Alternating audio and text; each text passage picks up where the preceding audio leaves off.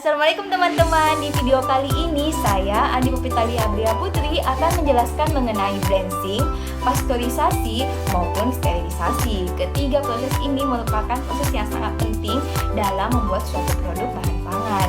Meskipun tujuannya hampir terlihat mirip, namun ternyata ketiga proses ini sangatlah berbeda. Ketiga proses ini membutuhkan mesin dan prinsip kerja yang sangat berbeda. Untuk itu, yuk mari kita sama-sama membahas materi mengenai ketiga proses ini agar kita tahu perbedaan dari blending, pasteurisasi maupun sterilisasi dari segi alat dan mesinnya. Selamat menyaksikan teman-teman. Nah, teman-teman, yuk kita ketahui terlebih dahulu pengertian dari blending itu sendiri. Blending merupakan jenis perlakuan pemanasan atau proses thermal yang dilakukan pada suhu 75 hingga 90 derajat Celcius selama beberapa menit dengan menggunakan air panas atau uap. Nah, teman-teman, perlu kita ketahui bahwa proses blending menggunakan mesin blencher yang umumnya memiliki prinsip kerja yaitu panas yang disuplai oleh boiler dialirkan melalui pipa ke dalam bak yang memiliki fungsi sebagai tempat pemanasan. Nah, selanjutnya terdapat 3 metode dari blending, yaitu blending dengan air panas atau hot water blending, dan blending dengan uap air panas atau steam blending, dan blending dengan gas panas atau hot gas blending. Nah, terdapat beberapa mesin yang menerapkan metode blending dengan air panas, seperti tubular blencher.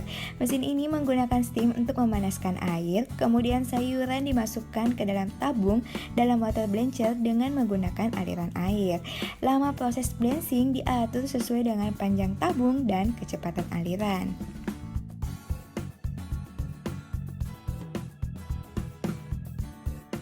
Selanjutnya yang menerapkan blending dengan air panas yaitu rotary blencher, di mana prinsipnya menggunakan drum yang dapat berputar secara substansial yang ditutup selama operasi untuk meningkatkan efisiensi proses.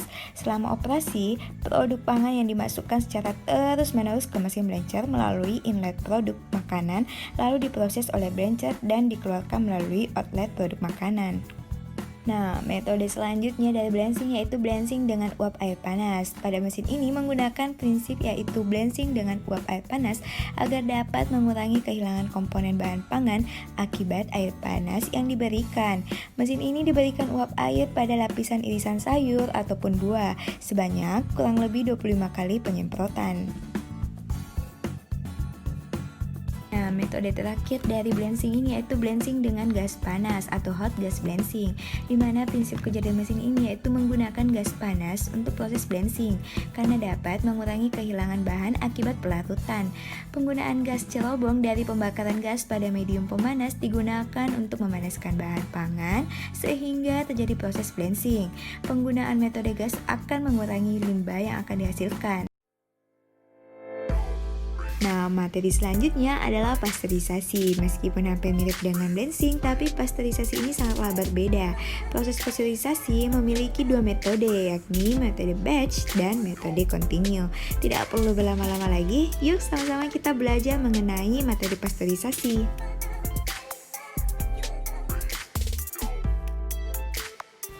Metode pertama adalah sistem batch. Sistem batch merupakan metode tradisional dengan suhu 63 derajat Celcius selama 30 menit dengan cara sampel dipanaskan dengan menempatkan pada wadah yang berisi air lalu dilakukan pendinginan. Batch pasteurisasi menggunakan tipe low temperature long time yang menggunakan alat berupa tangki terbuka dengan pemanas tidak langsung. Selanjutnya adalah sistem continue yang memiliki 2 tipe seperti HTSP yang prinsip kerjanya melakukan proses pemanasan pada suhu 76 derajat Celcius selama 15-16 menit dengan bantuan alat penukar panas. Nah, alat penukar panas tersebut terdiri dari PHE yang memiliki 3 komponen yaitu flat, yang kedua adalah frame, dan yang ketiga adalah gasket.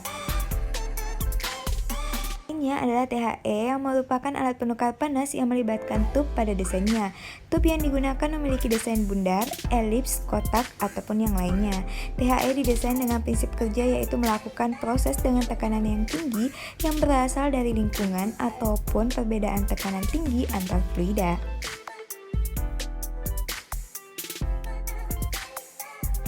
Selanjutnya ada UHT, di mana ultra high temperature ini memiliki prinsip kerja memanaskan susu pada suhu 131 derajat Celcius selama 0,5 detik. Pemanasan dilakukan dengan tekanan tinggi untuk menghasilkan perputaran dan mencegah terjadinya pembakaran susu pada alat pemanas.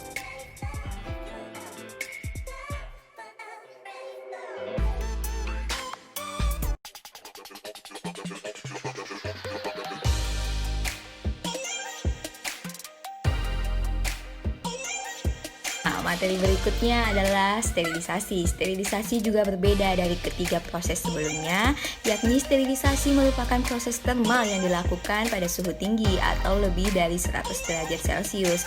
Sterilisasi komersial menggunakan beberapa contoh mesin seperti retort, autoclave, dan oven.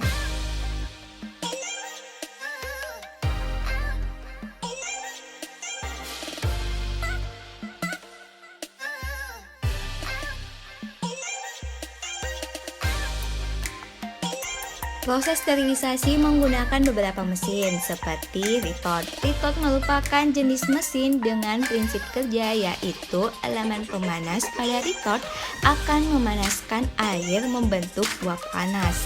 Uap panas tersebutlah yang akan mengusir udara dari dalam retort sehingga terbentuk uap panas murni. Uap panas murni tersebut yang akan digunakan untuk memanaskan bahan yang terdapat di dalam wadah. Nah, produk yang digunakan untuk disterilisasi dalam retort adalah ikan kaleng makarel dan ikan kaleng sarden.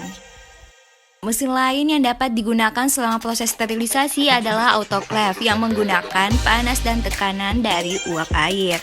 Perhitungan waktu sterilisasi autoclave dimulai ketika temperatur dalam autoclave mencapai 121 derajat Celcius.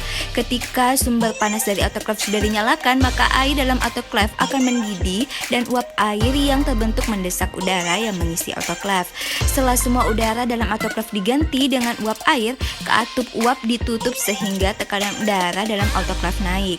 Saat tercapai tekanan yang sesuai, maka proses sterilisasi dimulai hingga selesai. Barulah sumber panas dimatikan dan tekanan dibiarkan turun. Mesin lain yang dapat digunakan selama proses sterilisasi adalah oven.